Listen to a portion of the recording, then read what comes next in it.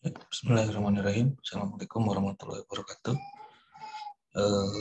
Selamat pagi teman-teman.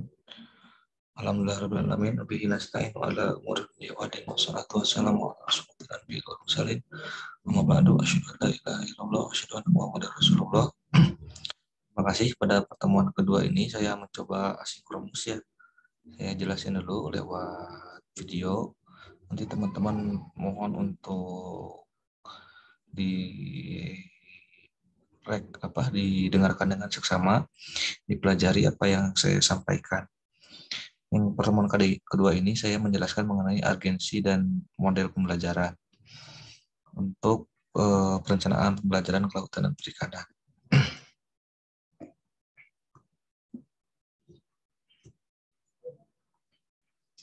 Nah, di perencanaan pembelajaran ini kemarin kita sudah bahas perencanaan dalam arti yang sederhana dapat dijelaskan sebagai suatu proses mempersiapkan hal-hal yang akan dikerjakan pada waktu yang akan datang atau untuk mencapai tujuan yang telah ditetapkan terlebih dahulu. Nah, jadi perencanaan itu adalah suatu proses yang akan kita rencanakan, yang kita siapkan untuk proses pembelajaran yang akan datang, itu yang kita siapkan baik itu dari silabus, rencana pembelajaran. Nah, dari pembelajaran ini, pembelajaran sebagai suatu proses yang dilakukan oleh para guru dalam membimbing, membantu, mengarahkan peserta didik untuk memiliki pengalaman belajar. Dengan kata lain, pembelajaran adalah suatu cara bagaimana mempersiapkan pengalaman belajar bagi peserta didik. Jadi, untuk perencanaan pembelajaran ini, kita merencanakan yang terbaik untuk siswa, supaya siswanya itu, peserta didiknya, mampu mempunyai pengalaman belajar yang diharapkan begitu, yang sesuai untuk menjadi pengalaman bagi dirinya begitu. Kita siapkan dengan seksama seperti apa gitu ya. Lalu perencanaan ini perencanaan pembelajaran ini merupakan perencanaan pembelajaran sebagai sebuah proses atau disiplin ilmu ya. Nah, disiplin ilmu untuk mengetahui pengetahuan realitas sistem teknologi pembelajaran yang bertujuan agar pelaksanaan pembelajaran berjalan dengan efektif dan efisien. Nah, jadi kalau kita merencanakan pembelajaran itu pasti semuanya akan berjalan dengan efektif dan efisien. Dengan kata lain, semuanya sudah tersusun, tertata rapi, bagaimana cara penyampaiannya yang sesuai, begitu sesuai yang diharapkan, gitu ya. Nah, urgensi pembelajaran ini untuk perencanaan itu pembelajaran untuk mencapai tujuan. Jadi yang jelas, jadi ketika perencanaan pembelajaran ini disusun adalah untuk mencapai tujuan. Tujuannya apa? Nah, di pertemuan sebelumnya sudah saya jelaskan tujuan dari membentuk siswa SMK itu seperti apa, gitu sesuai dengan tujuan pendidikannya. Jadi jangan sampai salah sasaran. Nah, proses pembelajaran juga sebagai proses kerjasama. Nah, kerjasama yang baik antara guru dan siswanya begitu, kerjasama yang baik ataupun dengan orang luar, bisa kita sebutkan masyarakat dan lain sebagainya, supaya perencanaan pembelajaran dapat didukung oleh masyarakat, seperti misalkan industri mendukung pembelajaran dengan bantuan dan lain sebagainya. Nah, jadi proses pembelajaran ini adalah proses kerjasama antara internal dan eksternal supaya pembelajarannya berjalan dengan baik. Nah, pembelajaran juga sebagai proses perubahan perilaku bagi siswa. Ya, setelah jelas dari berbagai materi yang saya sampaikan, nah pembelajaran ini juga proses perubahan perilaku ya, tidak hanya terkait dengan pengetahuan saja, tapi juga terkait dengan perubahan perilaku siswa. Jadi perubahan perilaku siswa ini diharapkan dapat berubah dari asalnya yang kurang baik menjadi baik gitu, atau perilakunya menjadi berbudi pekerti luhur. Nah, pembelajaran juga memanfaatkan efektivitas sarana dan prasarana. Jadi sarana dan prasarana yang diharapkan itu ya bisa menunjang pada pelaksanaan pembelajaran yang dengan baik.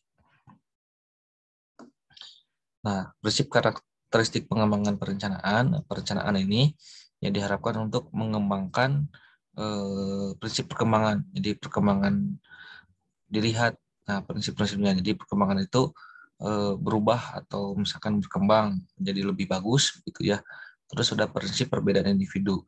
Nah, perbedaan individu ini yang diharapkan adalah untuk merancang. Nah, kan individu itu berbeda-beda ya. Nah, jadi diharapkan itu ada perbedaan karakteris ini menjadi hasanah atau untuk pembelajaran yang lebih bagus begitu ya. Jadi misalkan ada perbedaan antara si A dengan si B begitu, dan itu pada saat pembelajaran menjadi bukan menjadi tidak bagus ya, menjadi bagus adanya perbedaan, tapi untuk mencapai satu tujuan yang sama. Nah, prinsip minat dan kebutuhan peserta didik, nah, itu juga disesuaikan dengan kebutuhan peserta didiknya dan kebutuhan minatnya juga ya, dan juga prinsip motivasi. Nah, minat ini yang disesuaikan dengan kondisi internal masing-masing juga yang dilihat. Kalau minatnya sesuai, kalau minatnya mendukung begitu ya untuk pelaksanaan pembelajaran begitu. Nah, jika akan termotivasi motivasi yang tinggi. Nah, namun dengan motivasi yang tinggi ini akan mendukung untuk proses pembelajaran berjalan dengan baik dan lancar. Nah, pendekatan dalam perencanaan pembelajaran, komponen tujuan pembelajarannya. Jadi, saya jelaskan berkali-kali, tujuan pembelajaran itu harus jelas. Nah, kita turunkan dari kompetensi inti dan kompetensi dasar, lalu ke indikator. Dilihat dari tujuan pembelajarannya untuk membentuk siswa seperti bagaimana. Nah, setelah kita paham dari indikatornya, nah dari kompetensi inti, kompetensi dasarnya, lalu ke indikator, kita tentukan bahan pembelajarannya yang sesuai dan menunjang dengan referensi yang bagus begitu. Nah, lalu komponen metode pembelajaran. Nah, kita juga harus mengetahui karakteristik metode pembelajaran yang akan digunakan. Lalu didukung dengan media pembelajaran yang sesuai atau yang dibutuhkan yang menunjang kepada pelaksanaan metode pembelajaran. Nah, komponen sumber belajar ini bisa nanti dipersiapkan, baik itu berupa modul, ataupun misalkan buku bacaan, ataupun misalkan buku yang diadopsi mau seperti apa sumber belajarnya. Yang terakhir kita adalah penilaian hasil belajar. Penilaian hasil belajar ini merujuk kepada asesmen ya, asesmen atau penilaian. Nah, di pertemuan di evaluasi juga saya sudah jelaskan sedikit mengenai asesmen ya, yang mudah-mudahan nanti mendorong untuk pembuatan penilaian yang sesuai dengan yang diharapkan didasarkan pada pengembangan kompetensi inti, kompetensi dasar, dan indikator. Nah, ini model perencanaan pembelajaran yang akan kita bahas di pertajam di sebelah sini untuk perencanaannya. Model adalah upaya untuk mengkonkretkan sebuah teori sekaligus juga merupakan suatu analogi dan representasi dari variabel-variabel yang terdapat pada teori tersebut ya. Selanjutnya nih saya kutip dari bukunya langsung ya, menjelaskan bahwa kerangka konseptual yang digunakan sebagai pedoman dalam melakukan kegiatan. Jadi untuk model pembelajaran, kemarin saya sudah kasih ke teman-teman juga ada beberapa model pembelajaran. Ini mungkin salah satunya ya, model discovery learning. Nah, model discovery learning itu merupakan pembelajaran yang menitik beratkan pada proses pemecahan masalah. Jadi pemecahan masalahnya sehingga peserta didik harus melakukan eksplorasi berbagai informasi agar dapat menentukan konsep mentalnya sendiri dengan mengikuti petunjuk pendidik berupa pertanyaan atau mengarahkan pada pencapaiannya tujuan. Nah, model perencanaan ini digunakan ketika pendidik ingin mengkondisikan peserta didik untuk memberdayakan berpikir high order thinker ya, berpikir ilmiah, mandiri, dan tidak hanya mengembangkan keterampilan bernalar kognitif dan menyelesaikan permasalahan. Jadi inilah untuk penyelesaian masalah yang menitikberatkan kepada pemecahan masalah. Mungkin yang pertama adalah kita pembelian rangsangan. Nah, ini nanti tentukan mata pelajaran apa yang cocok. Jadi harapan saya teman-teman ketika penerapan model discovery inquiry model discovery inquiry learning ini ya menemukan mata pelajaran yang cocok begitu, yang sesuai. Nah, misalkan kita kasih stimulus, misalkan rangsangan untuk identifikasi masalah, pengumpulan data, menarik pengolahan, pembuktian, lalu menarik kesimpulan. Nah, ini kan berpikir ilmiah ya, berarti misalkan pemberian rangsangannya, misalkan untuk pakan ya, permasalahan laju pertumbuhan, misalkan kita kasih gambaran mengenai beberapa gambaran mengenai laju pertumbuhan itu dengan datanya konkret. Nah, lalu kita kasih suatu problem yang kita sudah tahu gitu, ini secara ilmiahnya seperti apa kita sudah tahu. Misalkan kalau menggunakan maggot, misalkan berapa bulan laju pertumbuhannya. Nah, yang kita sudah tahu saja begitu. Nah, nanti kasihkan permasalahannya ke siswa atau peserta didik biar mereka identifikasi. Nah, kasih tahu cara identifikasinya seperti apa. Jadi, nah pengumpulan datanya seperti apa. Dan nanti ada pengolahan, pembuktian, verifikasi dan menarik kesimpulan. Nah, di mana kita akan masuk misalkannya kan pemberian rangsangan kita masuk gitu sebagai pembimbing. Nah, apakah di proses identifikasi, pengumpulan data dan pengolahan kita masuknya di sebelah mana gitu? Masuk sebagai pendidik atau meluruskan bagaimana atau memberikan arahannya itu sebelah mana? Nah, nanti saya harap teman-teman ketika membuat RPP ada yang menggunakan model ini ya dan itu diterapkan nanti pada saat proses mengajarnya. Selanjutnya adalah flip classroom ya. Adalah pembelajaran yang membalik metode tradisional di mana materi biasanya diberikan pada proses pembelajaran, tetapi model pembelajaran ini materi diberikan sebelum proses pembelajaran sehingga ketika proses pembelajaran peserta didik fokus mendiskusikan materi atau masalah yang belum dipahami terkait materi-materi yang telah dipelajari. Nah, peserta didik mampu mengerjakan tugas, model pembelajaran ini dapat ditetapkan ketika pendidik ingin meminimalkan jumlah instruksi langsung oleh guru kepada siswanya. Dalam mengajar, materi ini memaksimalkan waktu untuk berinteraksi. Jadi lebih ke banyak diskusi ya. Nah, ini bisa dipilih juga sebagai salah satu alternatif untuk nanti dipilih sebagai salah satu bentuk model pembelajaran yang diterapkan pada RPP teman-teman.